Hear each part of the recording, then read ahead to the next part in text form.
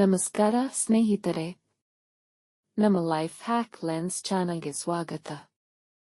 ಇಂದಿನ ವಿಡಿಯೋದಲ್ಲಿ ನಾವು ಹೊಸ ವರ್ಷವು ಅಂತಿಮವಾಗಿ ಬಂದಿದೆ. ನಾನು 5 ಸುಲಭ ಹೊಸ ವರ್ಷದ ಸಂಕಲ್ಪಗಳನ್ನು ಹಂಚಿಕೊಳ್ಳಲು ಹೋಗುತ್ತಿದ್ದೇನೆ.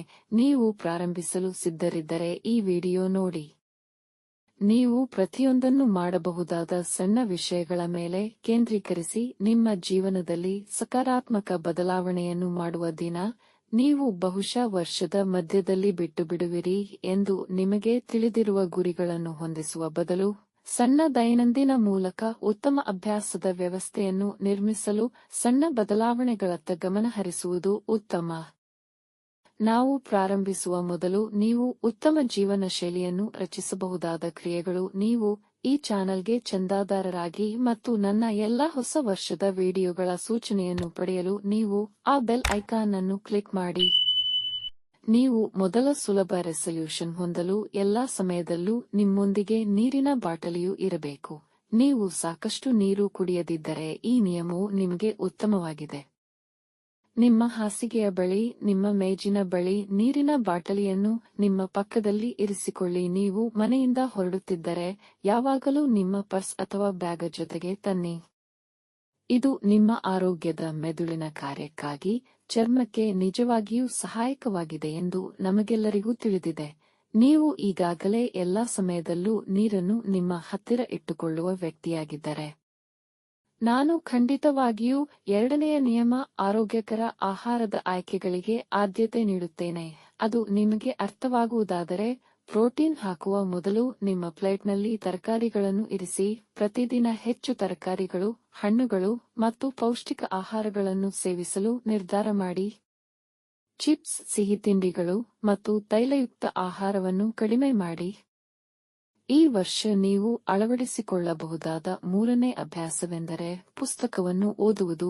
ನೀವು ಓದಲು ಬಯಸುವ ಸ್ಥಳದಲ್ಲಿ ಪುಸ್ತಕವನ್ನು ಇರಿಸುವುದು. ಅದು ಸರಳವಾಗಿದೆ. ಉದಾಹರಣೆಗೆ, ನೀವು ಎದ್ದ ನಂತರ ನೀವು ಪುಸ್ತಕವನ್ನು ಓದುವುದು.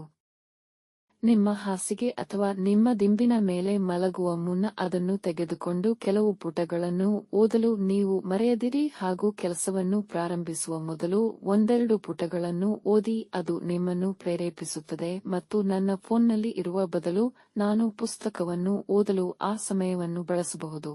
ಈ ವರ್ಷ ನೀವು ಕಾರ್ಯಗತಗೊಳಿಸಬಹುದಾದ ಮುಂದಿನ ಸುಲಭ ರೆಸಲ್ಯೂಷನ್ ನಿಮ್ಮ ಯೋಗ ಅಥವಾ ವ್ಯಾಯಾಮ.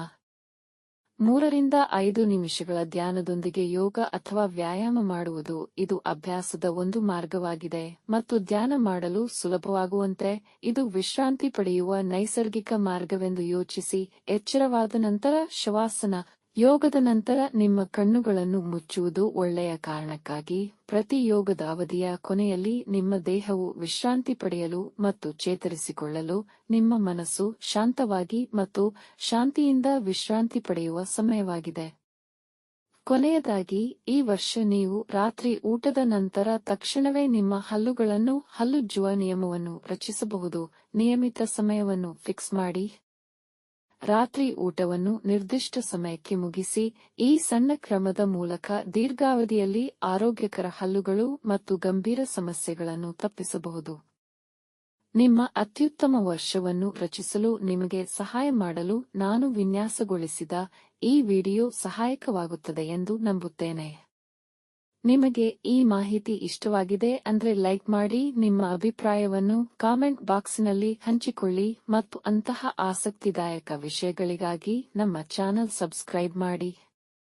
ಮತ್ತೆ ಭೇಟಿಯಾಗೋಣ. ಧನ್ಯವಾದಗಳು.